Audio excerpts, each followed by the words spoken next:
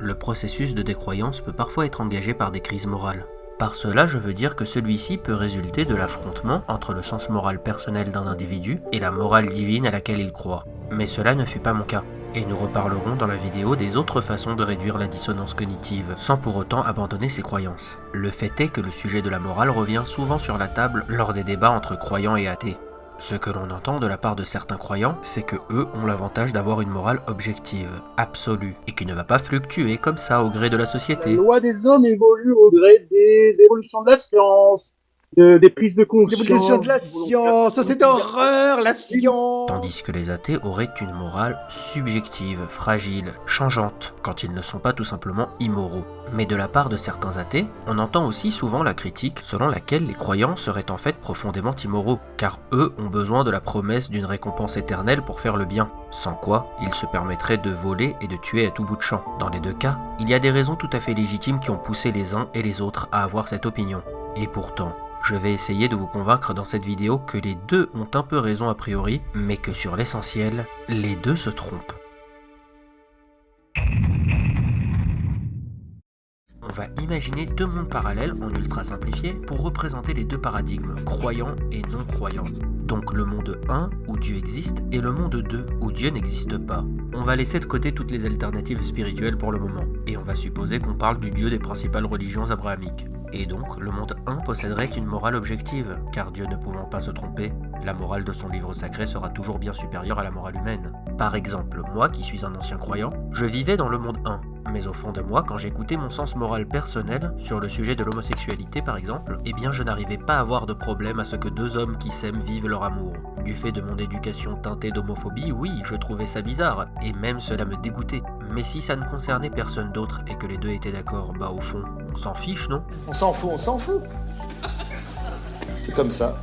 Mais ça n'était que mon ressenti personnel sur la question. Et ce ressenti entrait en confrontation directe avec ma foi. L'homosexualité, c'était mal. C'est pas bien, il fallait pas le faire. Oh putain, c'est pas... Ma façon de résoudre cette confrontation était simple. Moi, je possède un sens moral humain qui m'est propre, mais je ne suis qu'un humain faillible. Et donc, je fais la part des choses. Je mets ce sentiment personnel de côté et je fais confiance à Dieu sur ce point. S'il dit que l'homosexualité c'est mal, alors c'est qu'il doit avoir de bonnes raisons. Peut-être des conséquences spirituelles qui m'échappent. Et ça n'est donc pas moi qui vais le contredire. Cette soumission vient peut-être aussi du fait que, dans la foi religieuse, le domaine de définition de la morale est bien plus imbriqué avec celui du droit, quand ceux-ci ne sont pas totalement confondus. Là où dans notre société laïque, on a totalement séparé le droit de la morale. Ils avaient dissocié les deux. Le domaine que ces deux sujets ont en commun revient à ce qui est à la fois illégal et immoral, et se borne bien souvent à ce qui peut être identifié comme une sorte de morale minimaliste, une morale qui se contente de valoriser ce qui maximise le bonheur de chacun et condamner uniquement ce qui nuit à autrui.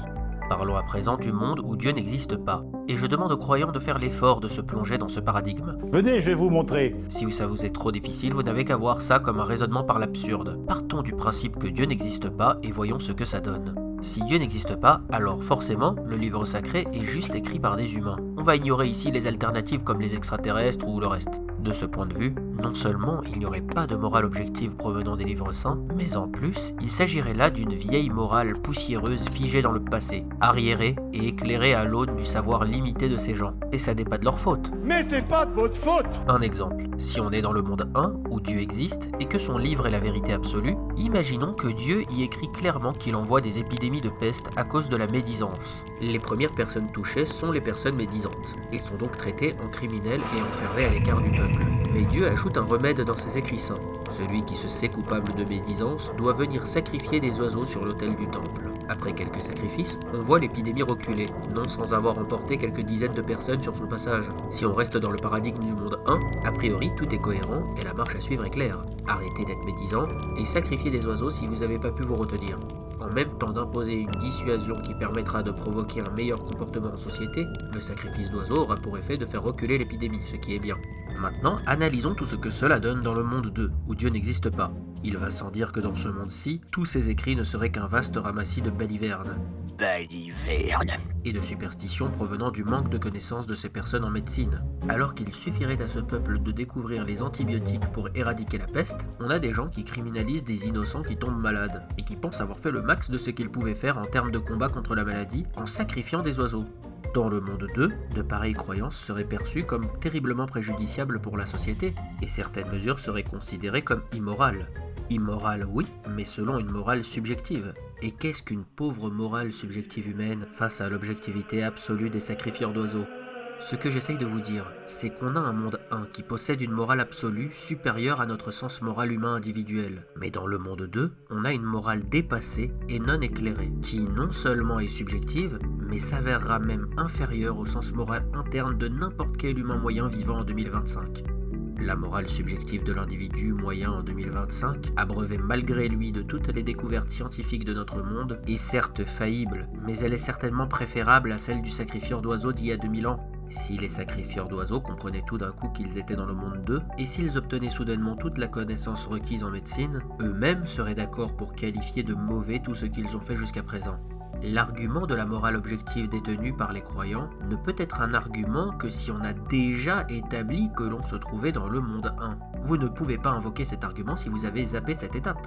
Mes maîtres en religion, quand j'étais petit par exemple, valorisaient particulièrement les activités sportives, telles que le football, la balle aux prisonniers. C'était des divertissements nobles, qui permettaient d'assimiler des valeurs que l'on pouvait retrouver dans notre religion. Tandis que les jeux vidéo, c'était le mal absolu, c'était la décadence. Oh là là, c'est la décadence, hein. Mais aujourd'hui, je ne serais pas surpris de voir des religieux plus jeunes valoriser le jeu vidéo. Après tout, il ne s'agissait là que d'interprétation, et le jeu vidéo n'apparaissant pas dans les textes sacrés, je suis sûr que c'était davantage la personne âgée qui s'exprimait pour les condamner, plutôt que l'homme de foi. Après, libre à chaque croyant de croire qu'il détient la bonne interprétation du texte, et donc que lui a accès à cette morale objective. Mais comme ça reste son opinion et son interprétation, eh bien ça reste subjectif. Par exemple, si vous décidez de confronter un croyant en lui parlant de l'esclavage dans les textes, soit vous allez tomber sur des personnes qui assument totalement le contenu de leur texte au sens littéral. Je vais te poser une question que Matt Dillon pose souvent dans ces cas-là. Est-ce que tu acceptes d'être mon esclave sous la règle de ta religion ? On fait ça ? Parce que c'est bien, c'est un programme. Moi, si c'était ma religion, je dirais oui, bien sûr, je veux bien être ton esclave, parce que dans ce cas-là, je fais ce que tu veux, mais toi tu me subviens à mes besoins. Soit vous allez avoir le droit à des cours de scolastique vous expliquant que vous êtes un abruti, incapable de lire le texte de la bonne façon. Et vous aurez beau maîtriser le grec ancien, l'hébreu, l'arabe ou l'araméen, cela ne changera rien. Certains vous font ces pirouettes tout en restant tranquillement au niveau du français. Selon le sujet, le même croyant pourra switcher de l'interprétation littérale à l'interprétation métaphorique. Et là, ça n'est que mon opinion. Mais tenter de convaincre un croyant en attaquant ses dissonances cognitives morales, pour moi, c'est peine perdue. Car c'est un système de pensée blindé à toute épreuve. Si on y appose une vision évolutionniste, on pourrait expliquer ce développement tout à fait naturel des religions. Les religions qui ont survécu sont celles qui ont développé suffisamment d'anticorps face aux contradictions. Mais la contradiction entre la morale divine et le sens moral de chacun reste quelque chose de parfaitement compatible avec le monde 1. Même si on ne comprend pas toujours les raisons du Seigneur, nous devons lui faire confiance. Mais c'est également compatible avec le monde 2, si on trouve que les récits divins sont immoraux. C'est peut-être simplement parce que, au regard de notre sens moral actuel subjectif, ils le sont, puisque issus d'une morale dépassée. Mais à présent, je vais demander aux personnes des deux camps de ne pas sauter aux conclusions. Tout d'abord, je m'adresse aux croyants, par rapport au discours relativiste qui consiste à dire « Oui, les athées ont une morale fragile, subjective, qui se balade au gré des flots, et qui, dans l'absolu, pourrait absolument tout permettre. La pédophilie, la zoophilie, pourquoi pas ?» Allons-y, le Vectra 250, je te le fais pas à 3000 balles, je te le fais pas à 2000 balles, mais à 1000 balles tout rond, c'est du bon art, c'est du tout bon, ça me fait plaisir d'offrir, joie de recevoir, c'est du soldissimo. Déjà, ne tombons pas dans le sophisme de la solution parfaite, bonus pente glissante. Ça n'est pas parce que la subjectivité de la morale de chacun peut être fluctuante et variée qu'on n'est pas capable d'en dégager un tronc commun. Sauf pour quelques cas rares et isolés. Dans certains cas rares.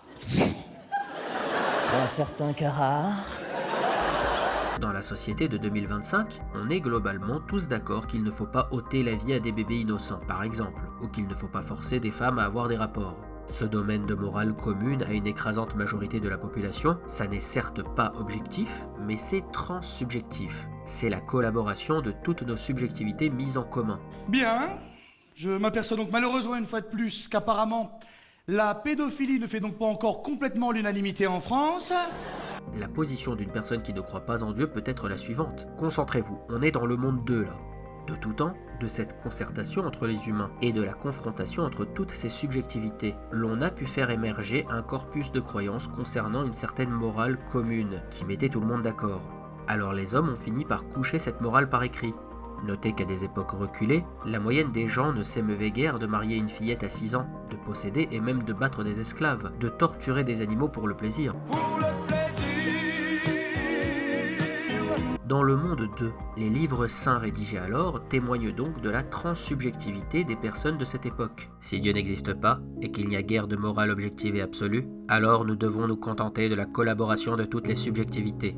Dans bien des sociétés, celles-ci débouchent sur certaines décisions législatives, et influencent donc le droit. La transsubjectivité actuelle n'est certes pas parfaite, et peut même être influencée par notre héritage religieux, reste qu'elle est tout de même éclairée par le maximum de connaissances dont l'humanité dispose à ce jour, et qu'à ce titre, et jusqu'à preuve du contraire, elle représente temporairement la meilleure version de la morale au regard du collectif.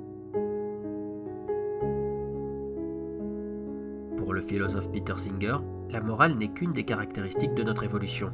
Elle aurait d'abord eu une visée basiquement utilitariste, c'est-à-dire maximiser le bonheur d'un maximum d'êtres vivants et minimiser leur malheur. De cette volonté auraient découlé toutes sortes de règles sociales communément admises, berceau de notre morale humaine. Et puis cette morale aurait été gravée dans le marbre par les religions, et le Dieu créé par les hommes en aurait ensuite revendiqué la paternité. Ce faisant, du point de vue de Singer, en croyant à une morale absolue, l'humain se détournerait peu à peu de l'objectif initial. Quand on persécute des homosexuels qui ne font de mal à personne, par exemple, on est en droit de se dire que l'objectif utilitariste a été perdu de vue et qu'une éthique basée sur la maximisation du bien commun s'est transformée en une sacralisation des valeurs, peu importe leurs conséquences.